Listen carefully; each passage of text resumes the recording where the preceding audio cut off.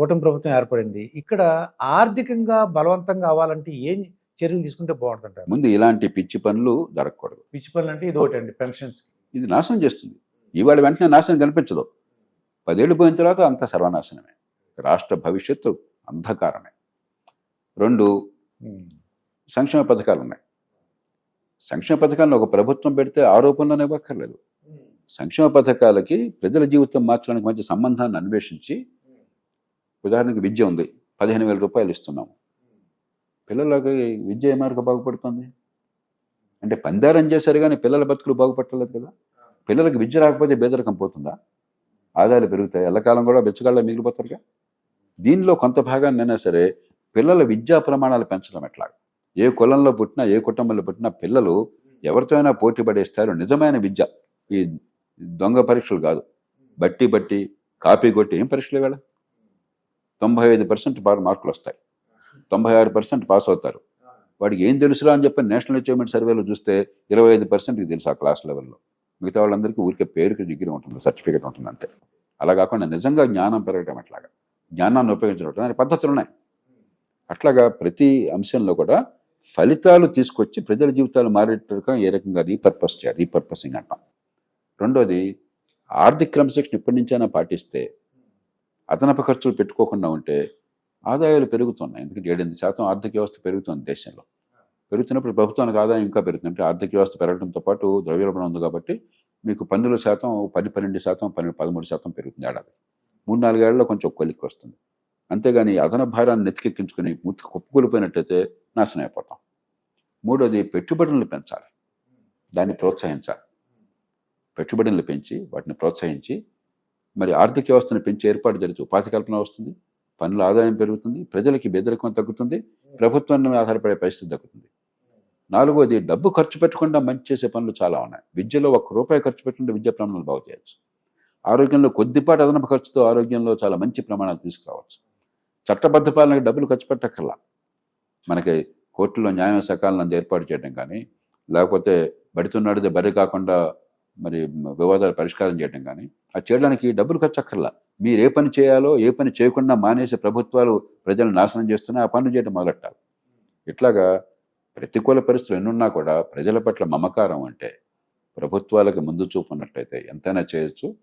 ఈవేళ చంద్రబాబు నాయుడు గారు కానీ పవన్ కళ్యాణ్ గారు కానీ చాలా ముందు చూపు ఉన్న మనుషులు, ప్రజల పట్ల ఆర్తో ఉన్నవాళ్ళు, ప్రజలు మంచి మ్యాండేట్ ఇచ్చారు కాబట్టి ఖచ్చితంగా చేస్తారని విశ్వాసం నాకున్నది. మీరు ఆర్థిక ఖర్చులు జాగ్రత్త ఉండాలన్న కదా. పవన్ కళ్యాణ్ గారు అయితే ఫర్నిచర్ వద్దని చెప్పారటండి. అంటే ఉదాహరణకి, అంటే అదేని కాదు, మీతో అదొక ఆదర్శం. ఒక ఆదర్శాన్ని మనం చూపెట్టకపోతే, మీరు కొంత సంయమనాన్ని పాటించకపోతే ప్రజలకి ఏ మాట చెప్తారు, మీరు ఉద్యోగులకి ఏ మాట చెప్తారు? అందుకని మంచి మంచి సాంప్రదాయం. ఎప్పుడు కూడా బాధ్యత గల పదవుల్లో ఉన్నవాళ్ళు మీరు ఒక ఆదర్శాన్ని పాటిస్తే 10 మందికి చెప్పడం సులువు, ఆదర్శాన్ని అందరూ వాళ్ళు కూడా పాటిస్తారు. చిన్న ఇదేంటంటే, ఇందాక విద్య గురించి చెప్పారు. ఒక్కో స్టూడెంట్ మీద 70,000 నుంచి 80,000 ఖర్చు పెడుతున్నారండి గవర్నమెంట్. 90,000 దాటింది అమ్మ ఒడితో కలిపితే. మరి ప్రైవేట్ స్కూల్లో ఏమంటారంటే 35,000 మాకు ఇవ్వండి, మేము చక్కటి చదువు చెప్తాం, మమ్మల్ని టెస్ట్ చేసుకుని అంటున్నారు. ఎందుకు ఇవ్వట్లేదు సార్? అదే ఇప్పుడు ఈ డబ్బు ఈ 15,000 రూపాయలు ఇచ్చేది అలా ఇవ్వటం కాకుండా, 1 విద్యా ప్రమాణాలు పెరగటం, 2 విద్యా ప్రమాణాలు బాగుండేట్టుగా దానికి అసెస్మెంట్ చేయాలి. దానికి చాలా పద్ధతులు ఉన్నాయి. అలా ఉండే పక్షంలో ఆ స్కూల్ ఫీలు ఒక స్థాయి వరకు మనం ఇవ్వటం. లక్షల రూపాయల స్కూల్ కాదు, 20 బడ్జెట్ స్కూల్స్. కానీ ఇప్పుడు మనం ఎలాంటి విద్యా ప్రమాణాలు పిల్లల నుంచి ఆశిస్తున్నామో, మేధస్ అమెరికా చాలా కోరుకుంటున్నామో, అక్కడ అలాంటి విద్య అందిస్తున్నారని చెప్పని దానికి రుజువు అయినట్టయితే. కానీ అందుకని పద్ధతులు చాలా మార్చాలి. మన డబ్బులు సంక్షేమ రూపంలో ఇచ్చే డబ్బులు కూడా ఇచ్చే పద్ధతులను మార్చకపోతే డబ్బు ఖర్చు కనిపిస్తుంది, ఫలితం రాదు.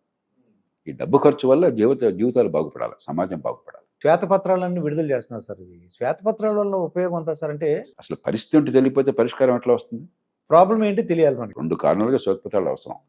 మనకి ప్రభుత్వాలు పారదర్శకత లేనప్పుడు, ఉదాహరణకి గత ప్రభుత్వం 1,00,000 కోట్ల రూపాయలు బకాయిలు ఉన్నాయి, పెండింగ్ బిల్స్. 1,00,000 కోట్లు అంటే ఖర్చు పెట్టలేదు, కానీ ఖర్చు పెట్టడం అనివార్యం. మీరు కాంట్రాక్ట్ చేశారు, మీకు డబ్బులు ఇవ్వాలా, తప్పదు. ఇవ్వాలా? మీరు ఇవ్వడగా తెలియపోయిన ఇవ్వాలి కదా. అది మనకు తెలియదు అనుకోండి. అసలు మీరు ఏ రకంగా మీరు భవిష్యత్తును దానికి ఏర్పాటు చేసుకుంటారు?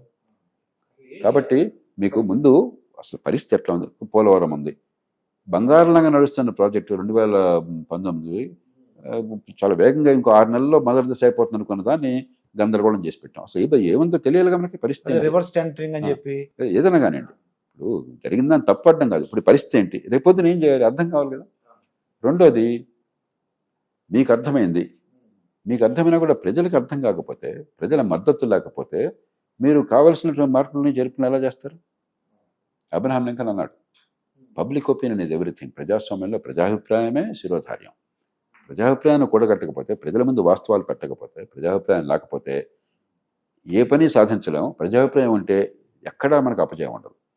కాబట్టి ఒకటి, విషయం అర్థం చేసుకుని ఒక వ్యూహాన్ని రూపొందించడం కోసం కానీ, రెండు, ప్రజాభిప్రాయాన్ని కూడగట్టి చేయాల్సిన పనులకు మద్దతు సంపాదించడం కానీ, ఈ రెండుకి కూడా ప్రజల ముందు పారదర్శకంగా వాస్తవాలు పెట్టడం అవసరం. ప్రజాస్వామ్యంలో ప్రజలు ప్రభువులు, ఓటేసేది ప్రజలు, పన్నులు కట్టేది ప్రజలు. ప్రజలు తెలియకుండా పాలన ఏంటి తెలియాలి కదా. కాబట్టి ప్రజల ముందు పెట్టడం అవసరం. ఇంకా ల్యాండ్ గ్రాబింగ్ యాక్ట్ అని అటు తీసుకొస్తున్నారు సార్. అది 40,000 కోట్లు అవంతా కూడా దోచుకోబడ్డాయి. అవన్నీ మళ్ళీ తిరిగి తీసుకోవడానికి సాధ్యం అవుతుందంటారు సార్? భూమి ఎక్కడికి పోదు కదా. ఇప్పుడు డబ్బులో లేకపోతే నగలం అంటే ఏమైందో తెలియదు నాకు, కరిగించేయచ్చు, ఇంకేదో చేయొచ్చు. ఇప్పుడు దేవాలయ భూములు ఉంటే లాగేసుకుని ఉండొచ్చు. హిరణ్యాక్షుడిలాగా భూమిని చాప చుట్టూ ఎట్లా తీసుకోవాలి అవడం ఇక్కడే ఉంటుంది. కాబట్టి మనకి సరైన ఆధారాలు ఉంటే, అన్యాయంగా అక్రమంగా భూముల్ని కనుక ఎవడన్నా ప్రైవేట్ భూములను ఆక్రమించుకున్నా లేదా ప్రభుత్వ భూములను కబ్జా చేసినా కూడా అది సమగ్రంగా నిజాయితీగా సమర్థంగా కనుక పాలనంతరంగా పనిచేస్తే ఆ తప్పుని సవరించడానికి అవకాశం ఉంది. అంటే సార్, ఇప్పుడు మీరు ఒక లోక్సత్తా పార్టీ పెట్టారు సార్. పార్టీలో ఒక ముఖ్య నాయకుడు ఎవరైనా తప్పులు చేశాడు అనుకోండి, అంటే ఏదో హత్య నేరమో లేదంటే ఆర్థికపరమైన ఏదో లైంగిక అలా ఉన్నాను, అటువంటి వాళ్ళు ఎటువంటి చర్య తీసుకుంటే బాగుంటుంటారు? అంటే పార్టీ పరంగా రాజకీయంలో స్థానం లేకుండా చేయాలి. దానిలో చర్చే లేదు అసలు. ఇంకా చర్చ లేదు. మన దురదృష్టం ఏంటంటే, ఎంత పెద్ద నేరాలు చేస్తే ఎంత పెద్ద గోండా అయితే అంత అర్హతగా తయారైపోయింది మనకి సమాజంలో. ఎందుకంటే ఏ గోండా కూడా రాజకీయంలో ఉన్నవాడు కులం పేరు లేకుండా వాడు గోండా రాజకీయంలో రావట్లా. కాబట్టి మనం గోండాగిరి చోట్ల కులాన్ని చూస్తున్నాం. రెండు, గోండాగా వాడు డబ్బులు సంపాదించాడు. గోండాగిరి ఎందుకు చేస్తున్నాడు? డబ్బులు సంపాదన కోసం, సెటిల్మెంట్లు చేసి, భూములు కబ్జా చేసి, మరొకటి చేసి. డబ్బులు లేకపోతే రాజకీయం లేదేవాడు. కాబట్టి పుష్కలంగా డబ్బు ఉంది వాడి దగ్గర. మూడు, గోండా అనగానే వాడు వెనకాల 100 మంది వస్తాదులు ఉన్నారు. అన్నా నువ్వు చెప్పి చేసేస్తామని చెప్పని. రాజకీయంలో అలాంటి వాళ్ళు నువ్వు చెప్పగానే పనిచేసే వాళ్ళు ఉంటే ఇప్పుడు చాలా ఉపయోగం. ఈ 3 ఎప్పుడైతే ఉన్నాయో వాడు ఎన్నికల్లో గెలుస్తున్నాడు. వాడు గెలుస్తున్నాడు కాబట్టి వాడిని పోటీకి పెడుతున్నారు. గెలిచే అభ్యర్థులు గెలుపు గుర్రాలని చెప్పి చెప్తున్నారు. కాబట్టి దీన్ని మార్చాలంటే ఈ మొత్తం మార్చాలి. గోండాల ప్రమేయం లేకుండా న్యాయం అందించడం ఎట్లాగా, మరి కోట్ల ఖర్చు లేకుండా సమర్థులు నిజాయితీ పనులు ఎన్నికల్లో నెగ్గేందుకు ఎలాంటి ఏర్పాట్లు చేయాలి. ఇవన్నీ మనం చేయకుండా ఊరికే గోండాలు ఉన్నారని పోతే లాభం లేదు. లైంగిక వేధింపులు ఉన్నా ఏమన్నా సరే కూడా అటువంటి కూడా పార్టీ నుంచి తీసేయాలండి. నిర్దాక్షిణ్యంగా మన పార్టీల ఆదర్శాన్ని చూపెట్టకపోతే, ప్రమాణాలను పాటించకపోతే సమాజం ఏ రకంగా మంచి తీరు నడుస్తుంది? రాజకీయ పార్టీలు ప్రజలకి ప్రజాస్వామ్య కార్యకలాపాల్లో పాలు పంచుకోవడానికి వేదికలు, అలాగే ప్రజలకు ఒక మార్గాన్ని చూపెట్టేది, ప్రజల్లో ఆలోచన పెంచేది. ఆ పార్టీలు అధికారం కోసం ఏమైనా చేస్తామని చెప్పంటే సమాజం తల్లకలం అవుతుంది. మనం చూస్తున్నాం దేశంలో, ప్రత్యేకంగా చెప్పక్కర్లా. ఈ దేశంలో ప్రస్తుతం జరుగుతుంది అదే కదా. దాని నుంచి బయటపడాలని వద్దా ఎప్పటికప్పుడు? ఇప్పుడు చంద్రబాబు నాయుడు గారు కానీ అలాగే పవన్ కళ్యాణ్ గారు కొన్ని వాళ్ళకి కార్యకర్తలకి మిగతా చెప్తున్నారు, మినిస్టర్లకు కూడా మీరందరూ సరిగ్గా ఉండాలి అని, సరిగ్గా ఉండాలి, తర్వాత ఎటువంటి అంటే దుందుడుకు చర్యలు అటువంటి ఏం చేయొద్దని చెప్తున్నారండి. వాళ్ళు కొద్దిగా వార్నింగ్ ఇస్తున్నారండి. చెప్తున్నారు కానీ మౌలికమైంది. నేను చంద్రబాబు నాయుడు గారిని, పవన్ కళ్యాణ్ గారిని, అందులో పవన్ కళ్యాణ్ గారు పంచాయతీరాజ్ శాఖ కూడా ఉంది కాబట్టి నేను చాలా వినమ్రపూర్వకంగా కోరేది, వాళ్ళు చాలా కష్టపడ్డారు, మీ పల్లకీలు మోయేశారు, మీకోసం ఉద్యమాలు చేశారు, మీకోసం దెబ్బలు తిన్నారు. వాళ్ళు ఏమంటారు, అన్నా ఇంత కష్టపడ్డాం నీకోసం, నీ త్యాగాలు చేసాం, మరి నన్ను ఏం చేస్తాం అంటారు. అదని తేలిగ్గా మీరు వదిలేరు. కాబట్టి ఇది మంచిదే కానీ ఇది చాలదు. నిజంగా మార్పు ఏంటంటే స్థానిక ప్రభుత్వాలకి పూర్తి అధికారాన్ని ఇచ్చేయండి. ఏ పంచాయతీగా పంచాయతీ, మున్సిపాలిటీగా మున్సిపాలిటీ, వీళ్ళకి సామర్థ్యం ఉంటే అక్కడ ఎన్నికమ్మనండి. అంటే డీసెంట్రలైజేషన్ అనవచ్చండి పూర్తిగా. నిజమైన వికేంద్రీకరణ. పైపైన మాటలు కాదు, మనకు ఊరికే పెరిగి పంచాయతీ అన్నింటిలో జరుపుతున్న కోలాహలంగా, కానీ పంచాయతీలు ఉత్సవగ్రహాలుగా మార్చేసాం. పంచాయతీలు కానీ మున్సిపాలిటీ కానీ పూర్తి అధికారం ఇచ్చేయండి, బాధ్యత పెట్టండి, తప్పు చేస్తే దండించే వ్యవస్థ ఏర్పాటు చేయండి. అప్పుడేమవుతుంది, ఎప్పుడైతే వాళ్ళలో ఉన్నటువంటి నాయకత్వం, కష్టపడే తత్వం, ప్రజలకి ఏమైనా చాలా తపన, అది ఒక సక్రమ మార్గాన్ని వెళతాయో అప్పటికి మీ మీద ఒత్తిడి ఉండదు. తప్పు జరిగితే దండించి ఏర్పాటు చేయండి, ప్రజలకి న్యాయం జరుగుతుంది. అది చేయట్లా మనం. అది చేయకుండా ఇక్కడే కూర్చుని అధికారం అంతా మన చేతుల్లో పెట్టుకుని ఇట్లా వద్దయా ఇట్లా ఎంతకాలం ఉంటారు మీరు? కొంతకాలం పోయిన తర్వాత మీకే భయం పడుతుంది, వాడు మీ పక్కన చెడిపోతాడు. ఇక ఇదంతా ఆగిందిగా వీళ్ళు పల్లకి మోయడం కోసం నేను ఉన్నానా అని చెప్పాను. మీకు భయం పడుతుంది, సరే తీసుకుని అన్న చేసుకో, ఏం కావాలో చేసుకో. ఇక అనివార్యంగా మళ్ళీ ప్రజల కోపం వస్తుంది అక్కడి నుంచి మళ్ళీ. కాబట్టి అధికార వికేంద్రీకరణ ఒక్కటే నిజమైన వికేంద్రీకరణ, బాధ్యతతో కూడిన వికేంద్రీకరణ, జవాబుదారితనం తీసుకొచ్చే వికేంద్రీకరణ. తప్పు చేస్తే శిక్ష అక్కడ ఏర్పాటు చేసే వికేంద్రీకరణ. అది జరిగితే చాలామంది కార్యకర్తలకి ఎంతో ప్రజాజీవనంలో పాలు పంచుకోవాలని అందరూ ఎమ్మెల్యేలు కాలేరు, అందరూ కార్పొరేషన్ చైర్మన్ కాలేరు, సాధ్యమో కాదు, అవసరమో లేదు. కానీ ఖచ్చితంగా మనకి వేలాది మంది ఎక్కడికక్కడ పనులు జరిపించే సామర్థ్యం ఉన్నవాళ్ళు కావాలి.